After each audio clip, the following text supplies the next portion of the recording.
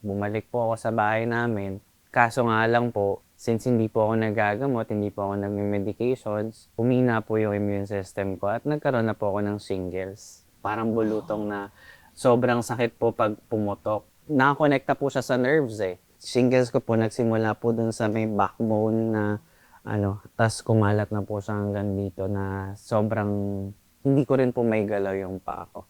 Medyo nabahala na ako sa health ko na natakot na din ako na baka ito na naalala ko na ay may HIV nga pala ako. Sinabi mo sa parents mo?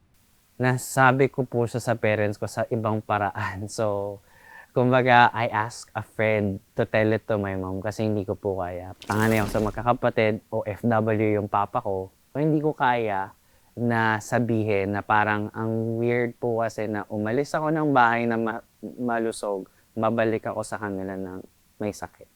Anong reaksyon ng nanay mo? Malungkot, umiyak po siya. Kinausap niya po si daddy sa ibang bansa.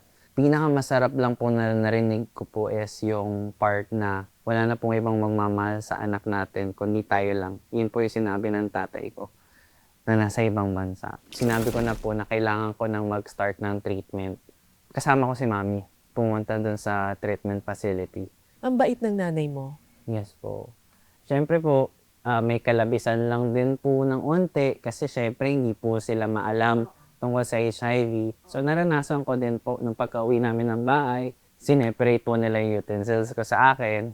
Kakasama kayong kumain pero late huhugasan yung pinagkainan mo. Yun sa kanila muna. So, ganun yung naranasan ko way back. Kasi nga po, wala naman po sila din masyadong alam. Gusto ko na lang na after kumain, diretso sa kwarto, ako na lang mag-isa. Listen to Hillsong music just to boost up my spirit na okay lang ako, kaya ko to. Yun yung mga moments na pinapalakas ko po yung loob ko.